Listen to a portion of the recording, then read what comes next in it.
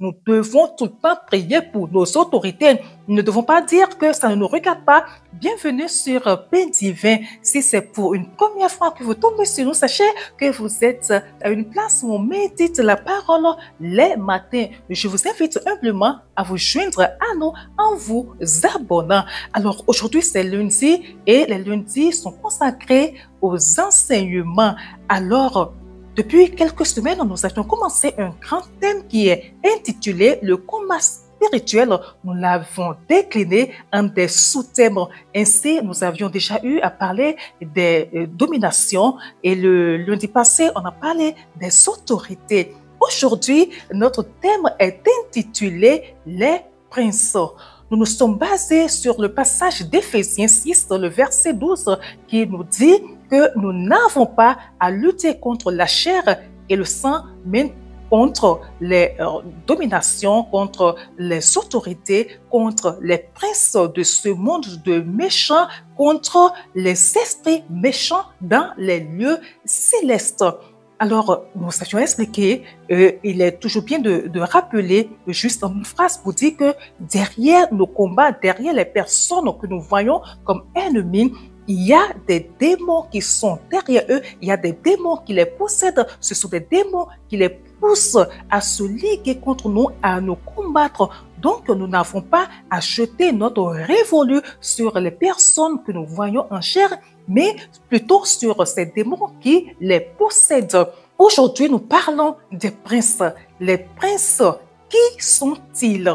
Si les autorités et les dominations sont les démons qui influencent les arts, les médias, la science, l'économie, nous devons savoir que les princes sont des forces spirituelles négatives qui influencent les politiques afin de les pousser à créer une situation chaotique dans la société.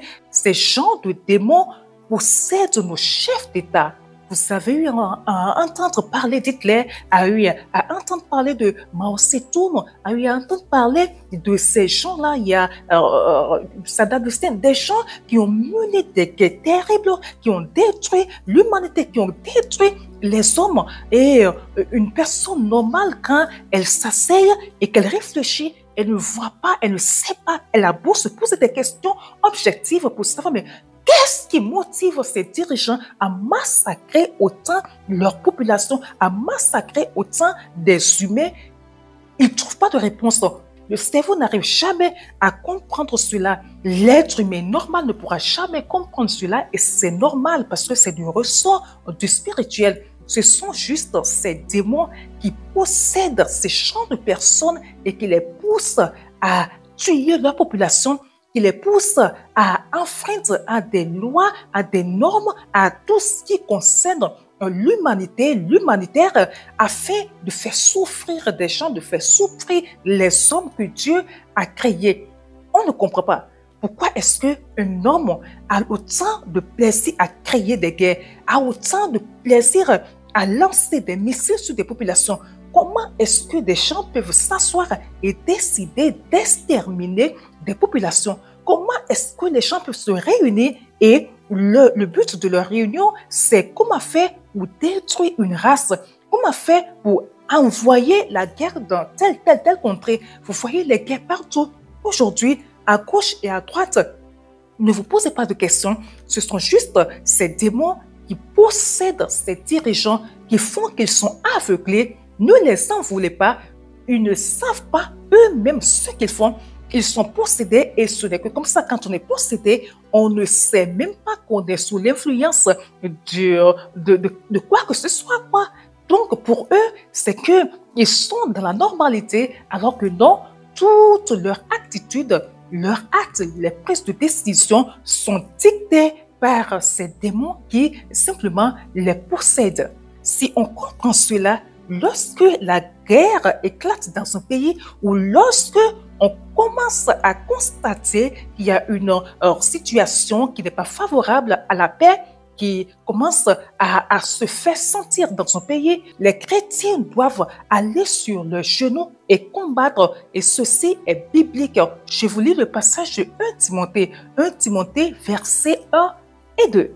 J'exhorte donc avant toute chose à faire des prières, des supplications, des requêtes, des actions de grâce pour tous les hommes, pour les rois et pour tous ceux qui sont élevés en dignité, afin que nous menions une vie paisible et tranquille en toute piété et honnêteté.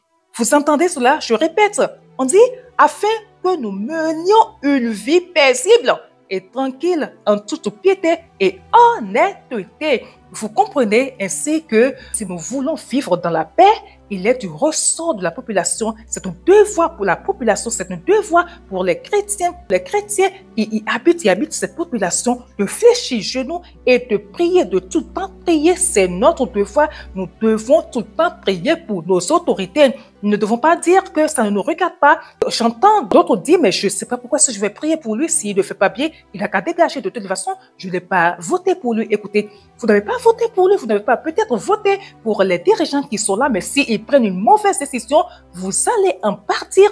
Si ils n'ont pas de bons conseillers, vous allez souffrir de cela. S'ils se décident à faire de désordre, vous allez en souffrir. Vous ne pourrez plus être en paix chez vous.